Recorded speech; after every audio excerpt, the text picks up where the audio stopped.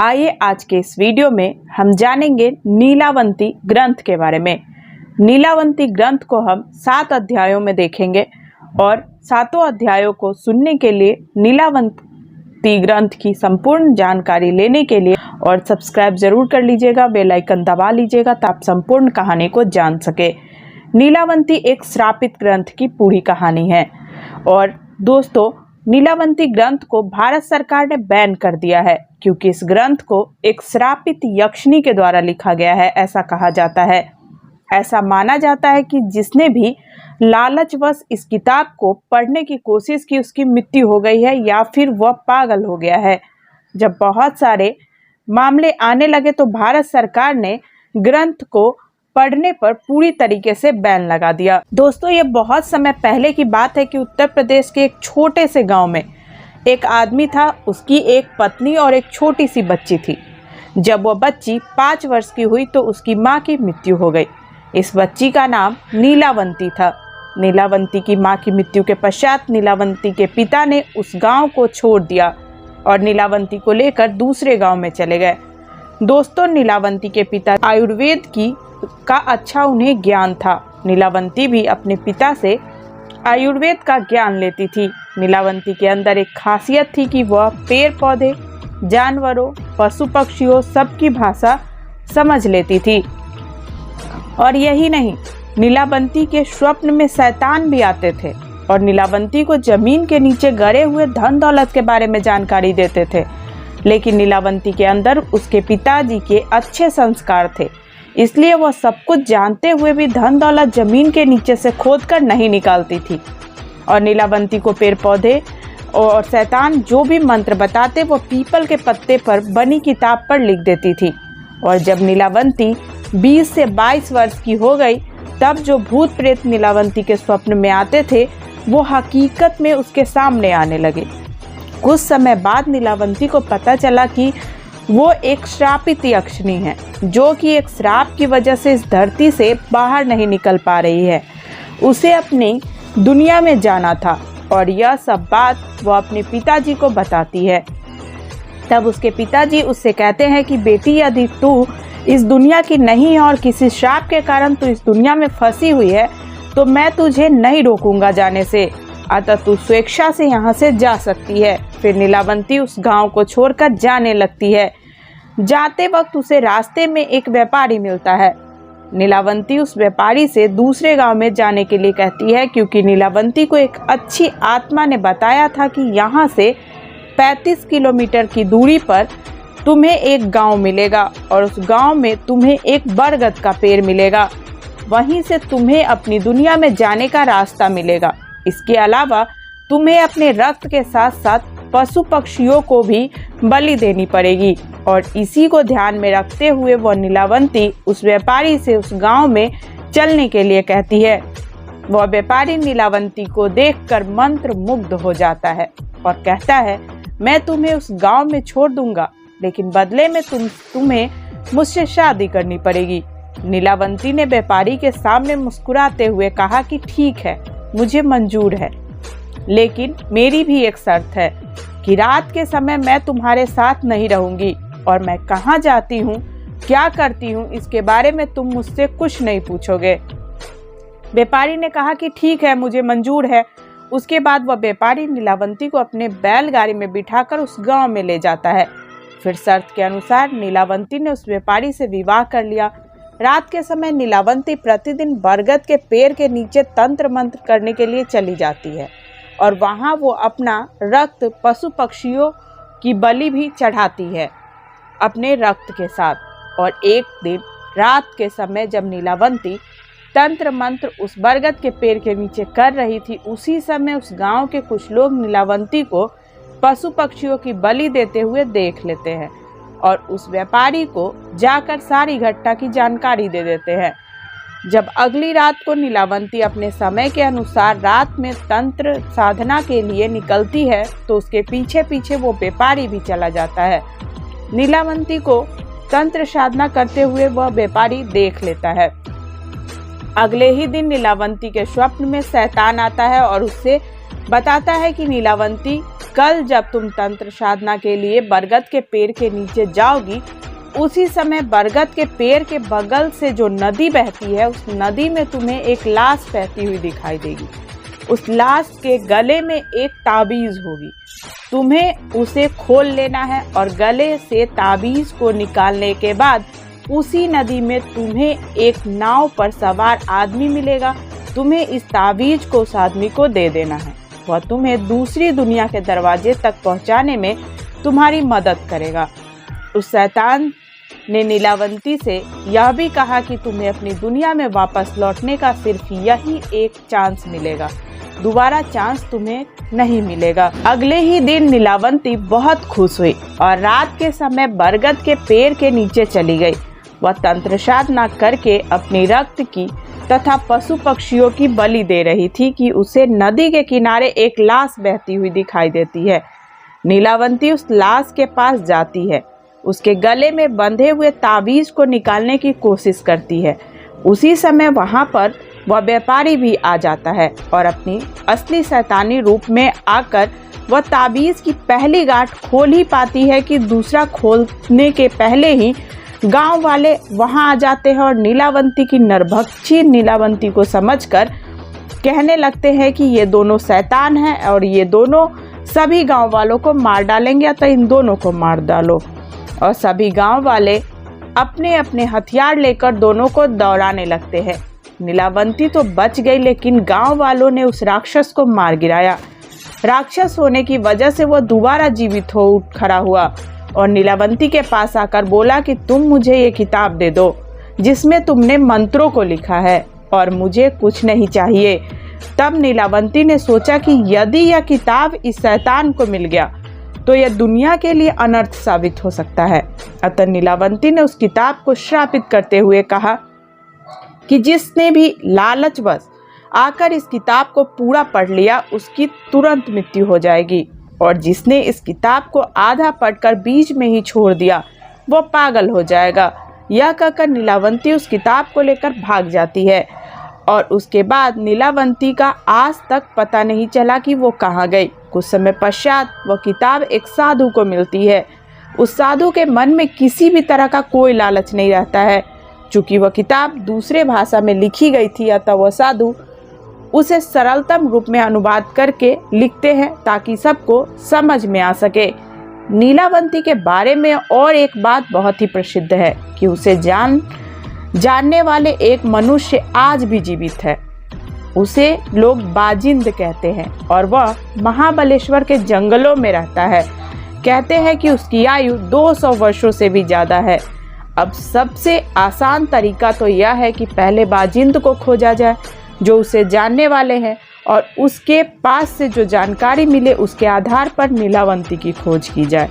और एक बात आपको बता दूं कि जो नीलावंती के पीछे थे वह चाहे जिस भी काल में हुए हो या फिर किसी भी जगह से हो, उनमें से एक और समानता यह थी कि वे सभी महाबलेश्वर के जंगलों में जाते दिखाई दिए थे और उनमें से केवल 2 लोग ही जाने के बाद फिर से देखे गए थे, वह भी मृत अवस्था में।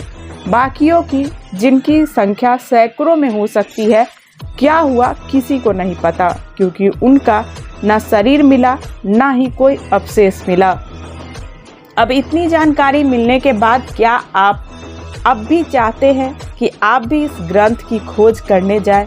तो मैं आपको उस आखिरी इंसान के बारे में बताता हूँ जो नीलावंती की खोज में गया था। शायद आपको कोई काम की बात मिल जाए जो आपको नीलावंती को खोजने में काम आ जाए। उसका नाम था राव साहब। वह रत्नागिरी के पास एक गांव का जमींदार था। मुंह में चांदी का चम्मच लेकर जन्म हुआ था। कमी किसी भी बात की उसे नहीं थी। मल थे इसलिए बल भी था, और धन और बल दोनों से वो अपने सामने हर किसी को झुकाना पसंद करता था। बहुत अमीर होने के बावजूद उसे एक बात की कमी हमेशा खलती थी, एक ऐसी बात जिससे सब सुख होने के बाद भी उसकी कई पुश्तों को अफसोस के साथ जीने के लिए मजबूर किया गया था। इस बात का पता चलते कि वे एक ही बात सोचने लगते थे कि शायद यह किसी तरह से बदला जा सके।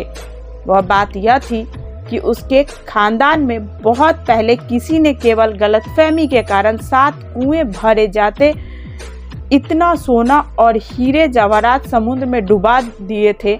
उन्हें अफसोस इसी बात का होता था कि काश वह बात बदली जा सकती तो आज दुनिया के सबसे अमीर इंसानों में उनकी गिनती होती, और ऐसा तभी हो सकता था जब समय पीछे जाया जा सके, उस गलतफहमी को दूर किया जा सके। राव साहब को पहले यह बात पता नहीं थी कि समय में पीछे जाया जा सकता है, क्योंकि बुद्धिमान मनुष्य इस तरह की बात सोच भी नहीं सकता जो असंभव हो। पर जैसे कि उसके पहले कई पुश्तों ने किया था, केवल वह उस धन का पता लगाना चाहता था।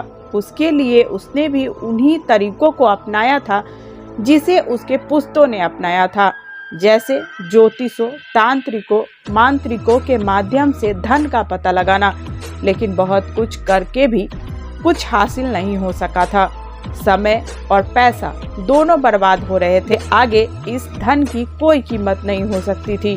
और ऐसे में ही एक दिन रत्नागिरी में एक अद्भुत मांत्रिक आया। लोग कहते हैं कि उसने पिशाच वश किया हुआ था, जो उसका हर एक हुक्म मानता था। राव साहब को उसमें रुचि नहीं होती। यह कैसे हो सकता था?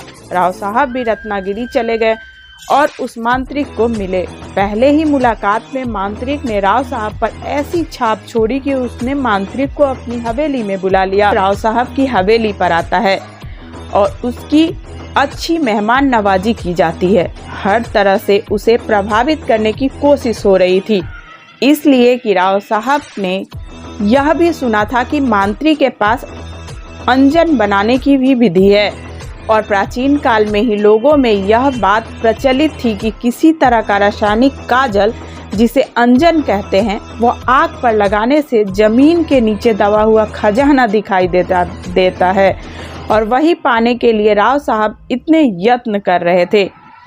1 हफ्ता निकल गया, पर मांत्रिक ने कुछ नहीं कहा। वह तो अच्छे भोजन और मुलायम गद्दों का आनंद ले रहा था। राव साहब के सब्र का बांध टूटने लगा था। लेकिन फिर भी अगर मांत्रिक को बुरा लगा तो कहीं ये मुझे श्राप न दे दे, इसलिए उसने चुप बैठने की ठीक समझा। और राव साहब का यह धैर्य व्यर्थ नहीं गया।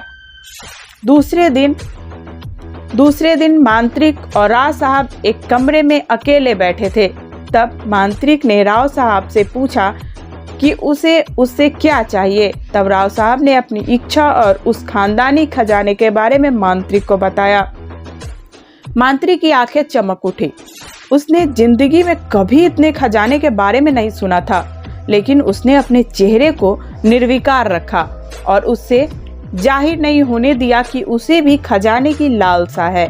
उसने राव साहब को अपने इतिहास बताना शुरू किया और कैसे वह मांत्रिक बना। उसने जो बताया वह यह था कि मैं भी पहले एक सीधा साधा किसान था। मेरा नाम बाबू था। मेरी शादी हो चुकी थी, लेकिन माँ बाप में से कोई भी तब जीवित नहीं था। मेरे पास कुछ बीघा जमीन थी, उससे ही अपना गुजारा करता था। एक शाम मैं खेत से लौट रहा था तो मुझे अपने दोस्त जो आग जलाकर उसके पास बैठकर गप्पे लड़ा रहे थे वे दिख गए। उन्होंने भी मुझे देखा और आवाज़ लगाई। कहा कि मैं भी थोड़ी देर उनके साथ बैठूं और काम तो रोज़ लगा रहेगा। मुझे भी यह बात ठीक लगी कि आदमी को थोड़ा समय खुद के लिए भी निकालना चाहिए। घर में बीबी राह देख रही थी और यह बात तो मेरे दिमाग में ही नहीं थी। लेकिन फिर मैंने सोचा कि एकाध दिन थोड़ी देर हो गई तो क्या हो जाएगा, कोई बहाना बना लेंगे। गप्पे लड़ाते लड़ाते समय का ध्यान ही नहीं रहा। बहुत देर हो गई। मैं गांव के बाहर रहता था। मैंने अपने दोस्त से इजाज़त मांगी और अपने रास्ते लग गया। मुझे खेत जाने के लिए पूरा गांव पार करना पड़ता था, क्योंकि मेरे घर और खेत के बीच में गांव था। और एक बात थी, मुझे डर बहुत लग रहा था और मेरे घर जाने के रास्ते में शमशान नुमा भी थी। मैं घर इसलिए जल्दी जाता था। रात को शमशान के पास से गुजरना ना पड़े, लेकिन उस दिन मुझे बहुत देर लग गई और मैंने जैसे तैसे अपने मन को तैयार किया, क्योंकि आगे शमशान भूमि यानी भूतों का इलाका शुरू होने वाला था। मुझ जैसे डरपोक इंसान के लिए यह बात बहुत गंभीर थी। मैंने तेजी से अपने कदम बढ़ाने लगा और मुझे बस अपने घर पहुंचना था। अब शमशान भूमि शुरू हो चुकी थी। मैं मन में राम नाम जपने लगा। अचानक से अंधेरा बहुत घना हो गया। मेरा डर अब चरम सीमा तक पहुंच चुका था। मुझे अब इतना ज़्यादा डर लग रहा था कि अब इसी डर की वजह से मेरी मौत न हो जाए, इस बात की चिंता मुझे सता रही थी। और शमशान के सन्नाटे को उल्लुओं की आवाज़ भंग कर रही थी, जिससे माहौल और डरावना हो गया था। तभी अचानक से किसी के चीखने की आवाज़ आई। डर की एक तेज लहर मेरे सीने में दौड़ गई। मैं जगह पर ही खड़ा हो गया। दूर कहीं कुछ चमक रही थी। लगता था किसी की चिता जल रही थी। अब मेरी हालत इतनी गंभीर हो गई कि मेरे सीने में तेज दर्द होने लगा। मेरी सांस तेजी से चलने लगी। धड़कनें सामान्य से दुगनी हो चुकी थी। मुझे फिर से वैसे ही चीख सुनाई दी। कम से कम मुझे तो ऐसे ही लगा, लेकिन वह चीख नहीं थी, वह तांत्रिक उसे पुकार रहा था। मैं सोच में पड़ गया कि क्या करना चाहिए। क्या मुझे तांत्रिक के पास जाना चाहिए या अपने जान बचाकर भाग जाना चाहिए, जहां मैं खुद को महफूज मान सकूं। थोड़ी ही दूर गया था कि वह तांत्रिक मेरे आगे ही प्रकट हो गया। अब तो मुझे लगा कि मैं पक्का ही मर जाऊंगा, लेकिन तांत्रिक ने अपना अंगूठा मेरे माथे पर लगाकर उसे शांत किया। मुझे बहुत आश्चर्य लग रहा था कि मेरा डर न जाने कहाँ गया था। उस तांत्रिक ने मेरा हाथ पकड़कर उस जलती हुई चिता के पास ले गया और मैंने देखा कि वह चिता कम और हवन कुंड ज्यादा लग रहा था। उसके आसपास बहुत सी अजीबोगरीब चीजें रखी हुई थी। उसमें से कुछ तो भयानक भी थी, जैसे कि इंसान की खोपड़ी, खून से भरे प्याले, अलग अलग मिट्टी के बर्तनों में कई पशुओं के अंग भरकर रखे हुए थे। मुझे समझ नहीं आ रहा था कि ये सब चल क्या रहा है। मैंने तांत्रिक को पूछने का सोचा, लेकिन तांत्रिक ने जैसे मेरे मन की इच्छाओं को भांप लिया हो। उसने उंगली मुंह पर रखते हुए इशारा किया कि चुप रहे। मैं बहुत देर तक बैठा रहा, जब तक कि उस तांत्रिक ने सारी विधियां पूरी नहीं कर ली। अब मध्यरात्रि हो रही थी, रात शायद अमावस की हो रही थी। तांत्रिक उसकी विधि पूरी होते ही वहां से उठा और उसने मुझसे कहा कि उसे आगे की विधि करने के लिए किसी स्त्री की बलि देनी होगी, जिसको अब तक बच्चा नहीं हुआ हो। मेरा दिल दहल उठा। उसको लगा कि वह किसी मुसीबत में पड़ गया है। मुझे बच्चा नहीं हुआ था और मेरी बीवी घर पर थी। मैं एक साधारण किसान था। मेरी और मेरी पत्नी का ना कभी झगड़ा होता है, ना ही वह मुझे किसी बात के लिए तंग करती थी। उस तांत्रिक के पास ना जाने कौन सी ऐसी शक्ति थी कि मैंने उसे अपनी बाज बीबी के बारे में बता दिया। बताते समय भी मुझे लग रहा था कि यह ठीक नहीं है, मुझे ऐसा नहीं करना चाहिए, लेकिन मेरी जुबान अब मेरी नहीं, किसी और के बस में थी। तांत्रिक ने जैसे ही मुझसे मेरी बीवी के बारे में पूछा और मैंने पूरी बात उसे बता दी, और उसने मेरे हाथ में एक बहुत बड़ा छुरा दिया और कहा कि अपनी बीवी को यहाँ लेकर आओ या फिर उसका सिर काट कर लेके आओ। साथ में एक इंसान की खोपड़ी भी दी और कहा कि यदि बीवी साथ में नहीं आती है और अगर मैं सिर काटने का फैसला ले लेता हूँ, तो जैसे ही गर्दन पर छुरा लगाऊं, तुरंत इस खोपड़ी में खून जमा करूं और बिना एक भी बूंद जमीन पर गिराए हुए खून को उस खोपड़ी में जमा करूं। और मैंने छुरा हाथ में पकड़ लिया। मुझे आश्चर्य हो रहा था कि मैंने ऐसा क्यों किया। इस कहानी को यहीं पर रोकेंगे और आगे की कहानी अगर आप जानना चाहते हैं कि क्या वो किसान अपनी बीवी के सर को काटता है या उसे लेकर आता है, क्या तांत्रिक की विधि पूरी होती है, क्या राव साहब को पता चल पाता है कि वो श्रापित यक्ष नीलावंती कहाँ गई, और उनका खजाना के बारे में उन्हें पता चल पाता है। इन सभी बातों को अगले अध्याय में जानेंगे। अगर आप अगले अध्याय को सुनने के लिए एक्साइटेड हैं तो कमेंट बॉक्स में ज़रूर बताएं हमें। हम अगले अध्याय को आपके कमेंट के अनुसार जल्द ही लाएंगे। और अगर आपको कहानी अच्छी लगे तो हमारे चैनल को सब्सक्राइब करें, वीडियो को लाइक करें, ज़्यादा से ज़्यादा शेयर करें और बेल आइकन ज़रूर दबा लें, क्योंकि बेल आइकन दबाने के बाद ही आपको कोई भी नई वीडियो की नोटिफिकेशन मिल सकेगी। Keep listening, keep loving. धन्यवाद।